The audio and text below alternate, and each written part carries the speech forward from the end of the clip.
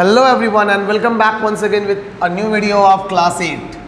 So myself Somin and I am here for your SST classes. ठीक है, तो भाई शुरू क्या करने वाले हैं? We will going to start geography. Geography class 8 की first chapter was already done. Resources. आज क्या करेंगे? तो आज बात करेंगे land, soil and water chapter की. ठीक है, जल्दी से निकाल लो, फटाफट से शुरू हो जाओ. कॉपी निकाल लो सब लोग. So basically land, soil and water. देखो कुछ बेसिक सी बातें पहले कर लेते हैं. आप सबको पता है बाबू कि we are having spheres over this earth. We are having sphere. ठीक है, अर्थ के ऊपर हमारा क्या है? स्फेयर्स है. इन स्फेयर्स हमारे पास कौन कौन से स्फेयर्स हैं? We have number 1 that is called the lithosphere, right? मालूम था? And lithosphere is only known as land. Lithosphere is only known as land. And this lithosphere is a composition of what? It's a composition of, you can say, silt, sediments, rock, है ना? इन सारे चीज़ों से बना हुआ है ये. और ये एक टाइप की क्या है? गद्दी है. मतलब आप ऐसे समझ लो थोड़ी देर के लिए कि अगर ये हमारा अर्थ है तो अर्थ का जो सबसे अपर जो पार्ट है दैट इज कॉल्ड क्रस्ट. ठीक है, तो ये जो क्रस्ट है ना, सबसे ऊपरी हिस्सा अर्थ का, यहाँ सब लोग यहाँ देखिए, समझिए. क्रस्ट का ये जो ऊपरी हिस्सा है ये एक बेड है, बहुत बड़ा एक गद्दी जैसा बना है. And human all the resources, any kind of construction, everything used to do over the crust. सब कुछ क्रस्ट पे ही होता है. क्रस्ट के नीचे हमारे पास मैंटल है और मैंटल के नीचे हमारे पास कोर है, CORE कोर. तो हम लोग यहाँ पे क्रस्ट के बारे में पढ़ेंगे कि क्रस्ट के ऊपर जो लिथोस्फेयर है, लैंड है जिसके ऊपर हम आप रह रहे हैं, खड़े हैं अभी, इसके बारे में पढ़ेंगे. ठीक है, अब बात करें किसकी, तो we can say this is as a bed. ठीक है, bed of, you can say these elements. अब देखो सेकंड नंबर में हमारे पास आता है, after lithosphere we have atmosphere. And what is atmosphere? So you can say layer of gases. Layer of gases which present in our environment, है ना?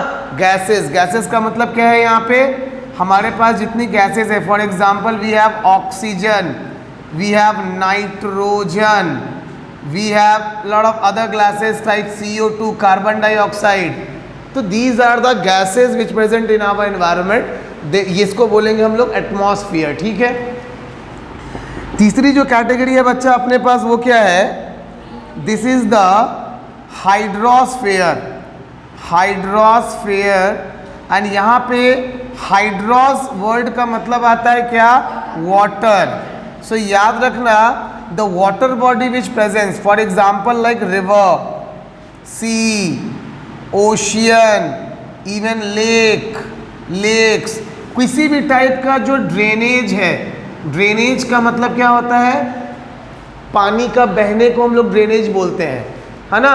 नाला है, नाले को भी हम लोग बोलते हैं ना, ड्रेन बह रहा है, ड्रेनेज.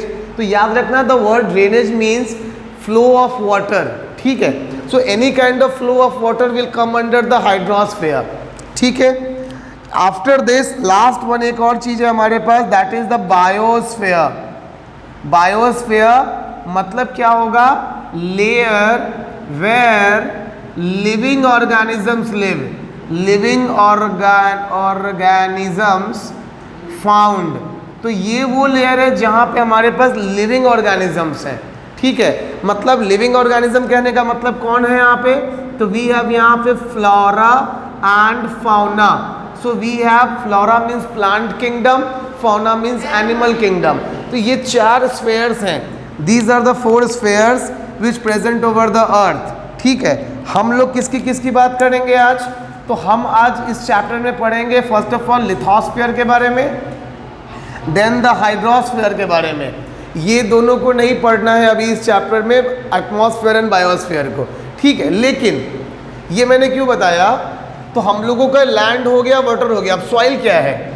तो दिमाग में छाप लो, यहाँ मैं लिख रहा हूँ व्हाट इज सॉइल। तो याद रखना soil is it is a mixture, it is a mixture of what, mixture of small tiny particles, particles of what, particles of sand, silt, है ना, सेडिमेंट्स, इन छोटे छोटे कणों का क्या है, ये एक मिक्सचर है जिसको हम लोग बोलते हैं क्या, सॉइल, जिसको हम लोग बोलते हैं क्या, सॉइल।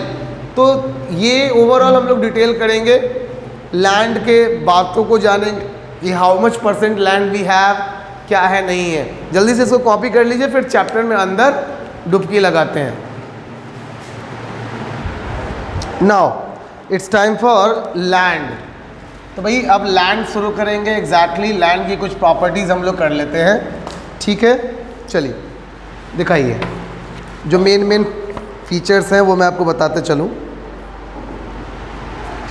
तो बेसिक सा पहला पॉइंट यहाँ पे क्या क्या क्या डालोगे कि व्हाट इज़ लैंड। तो मैंने पहले ही बताया आपको कि लैंड इज़ द अपर, लिखो जल्दी जल्दी से, upper most part of crust, ठीक है। Land is the upper most part of crust, ठीक है। पहली बात ये हो गई।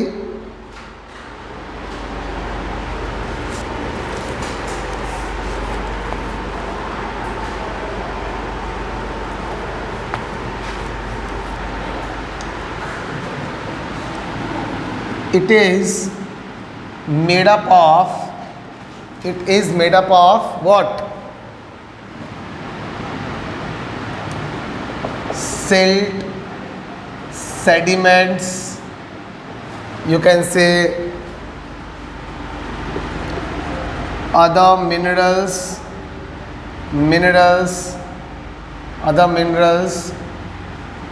and together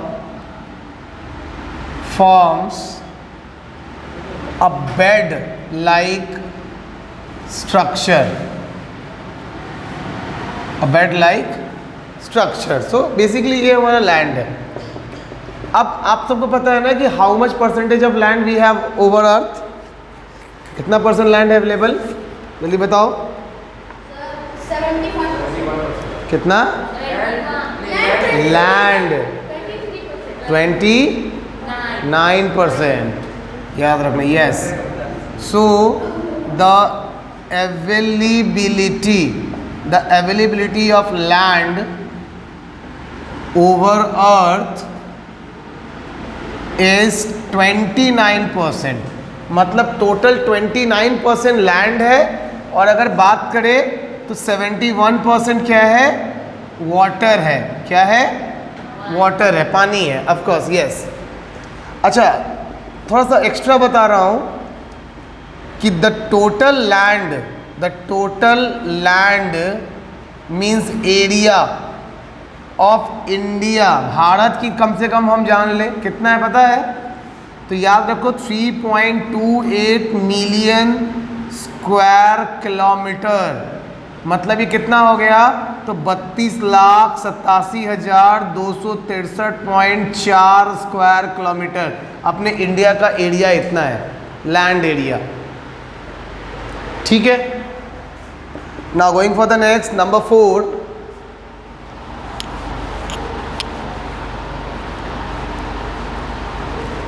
चलिए number 4, 99% of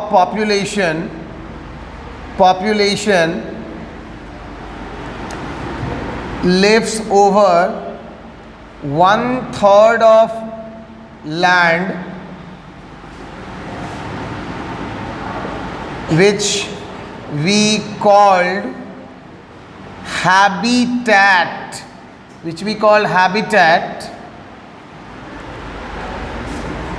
and rest 2/3 is come under what? Uninhabited.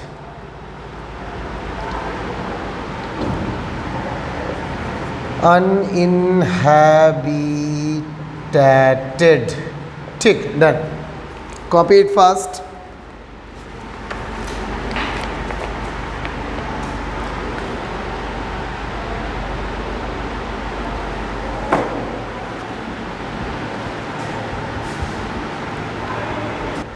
सो मैंने यहाँ पे क्या क्या लिखा है। सो number 1 point which I given here that land is upper most part of the crust, बता दिया था ऑलरेडी। और ये किस चीज़ से बना था? सिल्ट और सेडिमेंट से बना है और मिनरल्स सबको मिला के बना है। और ये एक बेड की तरह है, गद्दा की तरह है, ठीक है। द अवेलेबिलिटी ऑफ लैंड, पूरे अर्थ पे 29% लैंड है, 71% पानी है। The total land area, Bharat की बात करें तो इंडिया का टोटल लैंड एरिया है 3.28 मिलियन स्क्वायर किलोमीटर, या इंडियन नंबर सिस्टम में 32,87,263.4 स्क्वायर किलोमीटर, ठीक है। 99%, इसका मतलब क्या है? देखो इस पूरे हमारे पास जो टोटल 29% जो लैंड है ना, इस 29% का 1/3 लैंड में ही क्या रहते हैं? भारत, पूरे वर्ल्ड के 99% लोग रहते हैं। जो बाकी का 2/3 हिस्सा है वो अनइनहैबिटेटेड लैंड है। कैसा? अनइनहैबिटेटेड, क्या मतलब है इसका? नॉट लिवेबल, लिवेबल है ना, यहाँ पे रहना संभव नहीं है। तो लाइक डीप फॉरेस्ट, बहुत घने जंगल जो होंगे, गुफा होगा, नहीं देखो, हाँ अंटार्कटिका बोल सकते हो, आइलैंड्स होंगे, या फिर मान लीजिए कोई शीट होगा, आइस का शीट होगा।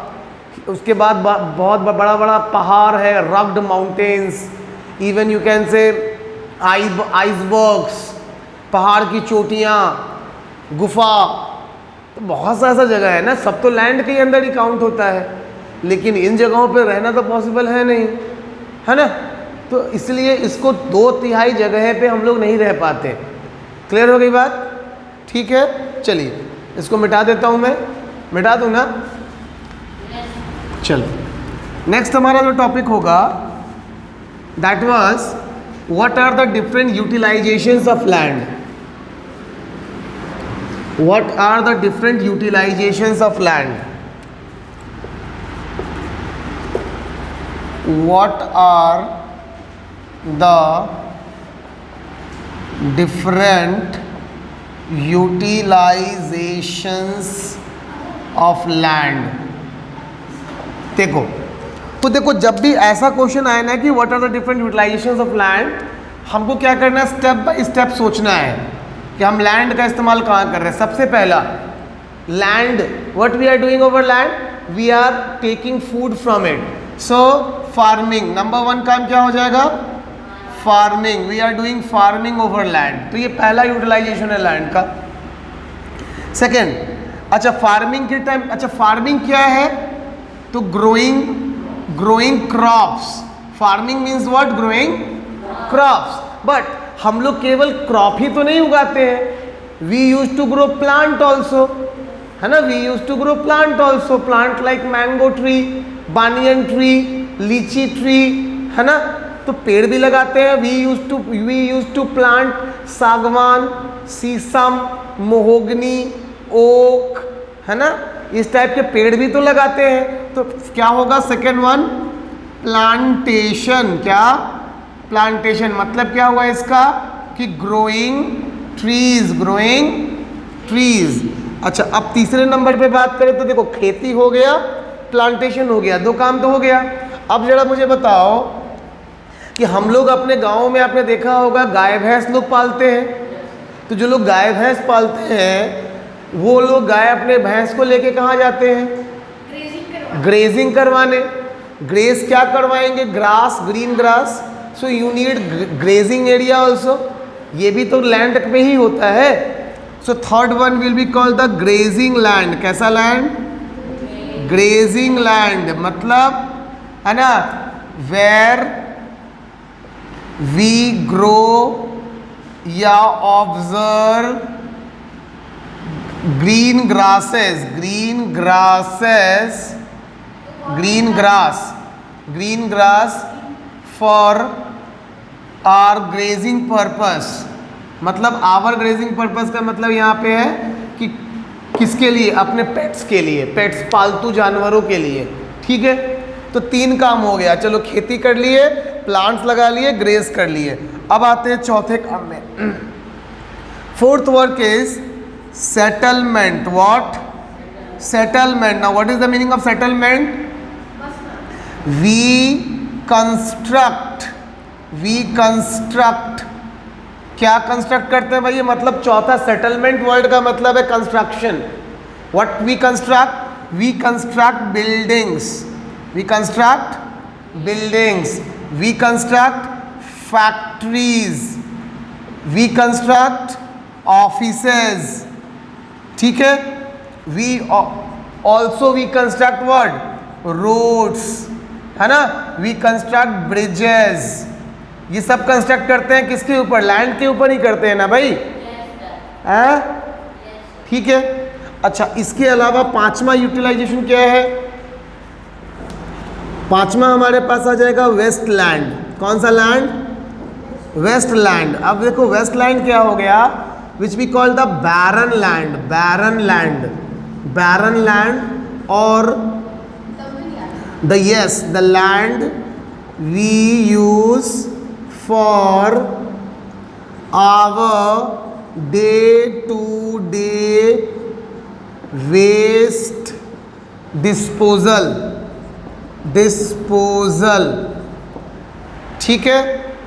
barren land, the land we use for our day-to-day waste disposal। तो ये 5 चीज़ें हैं बाबू, 5 ऐसे तरीके हैं जिसका इस्तेमाल हम लोग क्या चीज़ में करते हैं? अपने लैंड के लिए करते हैं। डन हो गई बात? Is it okay? Copy it fast.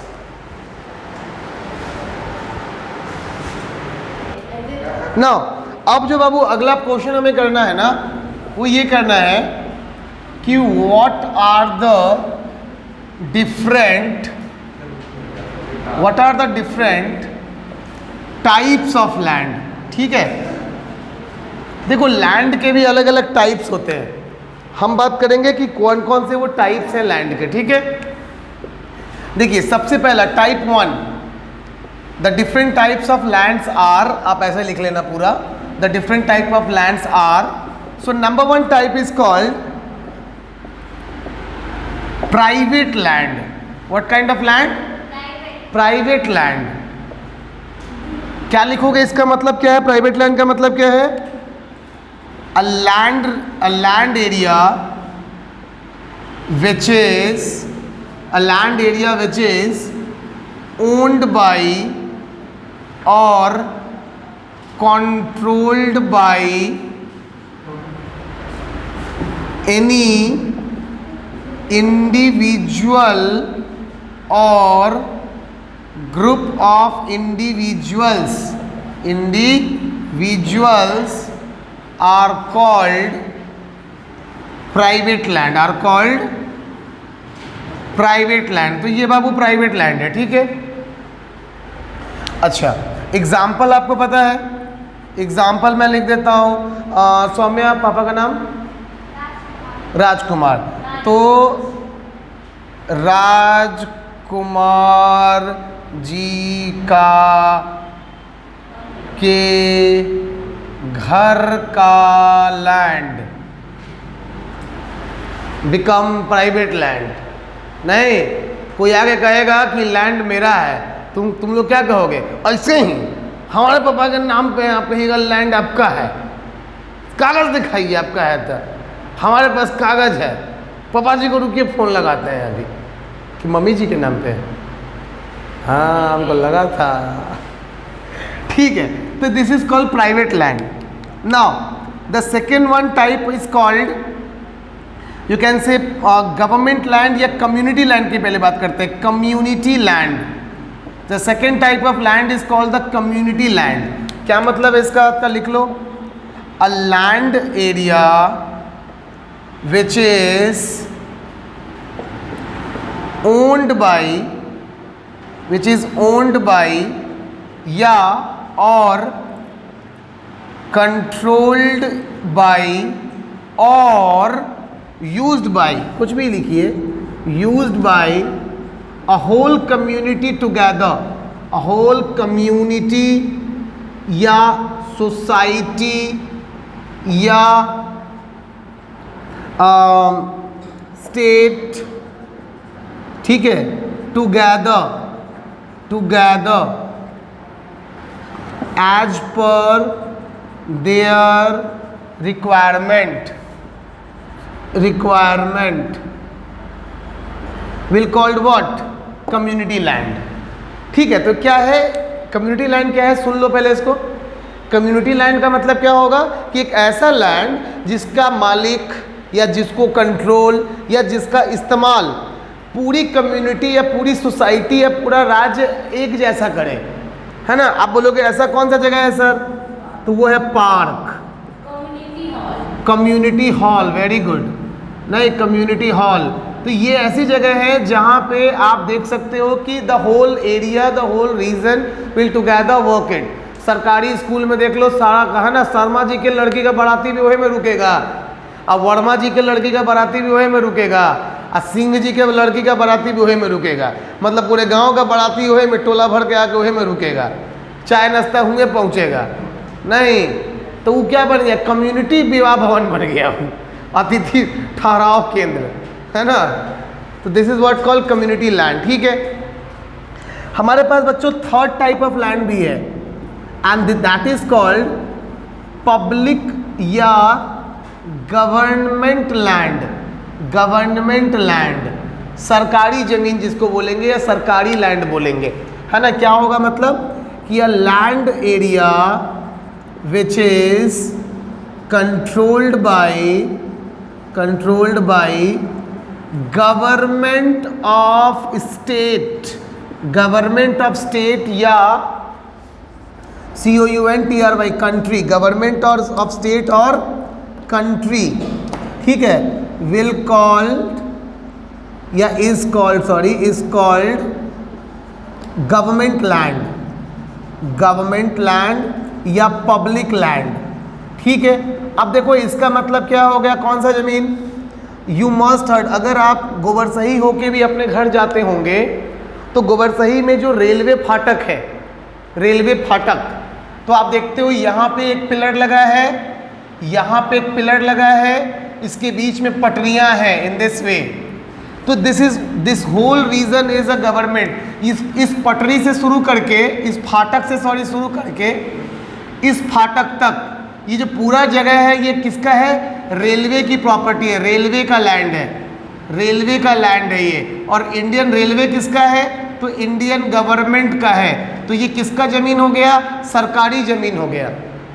Similarly अगर आप चक्कर मैदान होके अपने घर जाते होंगे, सो द होल चक्कर मैदान is an army area. Army किसकी है? गवर्नमेंट की है। तो ये पूरी जमीन किसकी हो गई? गवर्नमेंट की हो गई। So that kind of land present anywhere. Road, रास्ता, आप लोग रास्ते से होके ही जाते हो ना। रास्ता किसका है? रास्ता भी तो लैंड पे ही बना है, सरकार का है, पब्लिक है, तो सरकारी जमीन है वो। तो दिमाग में रख लो कि ऐसी हर जमीन जो कि सरकार को बिलोंग करती है विल कॉल्ड व्हाट? पब्लिक और गवर्नमेंट लैंड। क्लियर हो गई बात? क्लियर हो गई बात? चलिए, बहुत बढ़िया।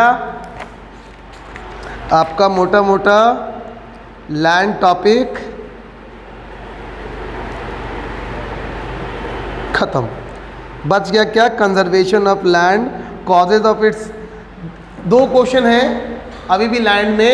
एक क्वेश्चन हम लोग करेंगे कि what are the causes behind the degradation of land. क्या? डिग्रेडेशन ऑफ लैंड मतलब जमीन की बर्बादी होने का क्या क्या कारण है। तो डिग्रेडेशन ऑफ लैंड पढ़ेंगे। सबसे अगर मोटा मोटा मैं बोल दूं जल्दी से, तो याद रखना, degradation of land happens because of what? Because of the waste which we dump. हम लोग जो गंदा कूड़ा कचरा फेंक देते हैं ज़मीन पे, because of that land waste. दूसरा होता है केमिकल, जिसकी वजह से लैंड बर्बाद होता है। तीसरा होता है वाटर लॉगिंग, पानी का जल जमाव, जिसकी वजह से लैंड बर्बाद होता है। So these are the few things. अच्छे से डिटेल में लिखवा दूंगा। अच्छा, conservation of land last topic पढ़ेंगे कि हम लोग ज़मीन को बचाएं कैसे। तो याद रखना, ज़मीन बचाने का सबसे अच्छा तरीका क्या है? अफॉरेस्ट्रेशन। पेड़ लगाना। Second, using the land for farming purpose, for plantation purpose, for grazing purpose, for construction purpose. मतलब सिंपल भाषा में लैंड को पर्पस में ले आइए, कोई ना कोई काम में ले आइए, अपने नीड में ले आइए और उस ज़मीन का इस्तेमाल सही तरीके से कीजिए। कंजर्वेशन वही है ना। एफॉरेस्टेशन दिमाग में मत रखना। अब मोती झील में अगर ज़मीन खरीद के आप पेड़ लगाए हैं, चाहे उसमें गेहूँ उगा रहे हैं, तो आप उस लैंड को बर्बादे कर रहे हैं, क्योंकि मोती झील का लैंड कमर्शियल लैंड है। 3 करोड़ रुपया का कट्ठा ज़मीन खरीद के गेहूँ अगर आप उगा रहे हैं उसमें, तो आपसे बड़ा धनिक बेवकूफ़ कोई नहीं है ना। तो वहाँ पे लैंड बना खरीदता ही है कोई भी मॉल बनाने के लिए, बड़ा शोरूम बनाने के लिए, दुकान बनाने के लिए।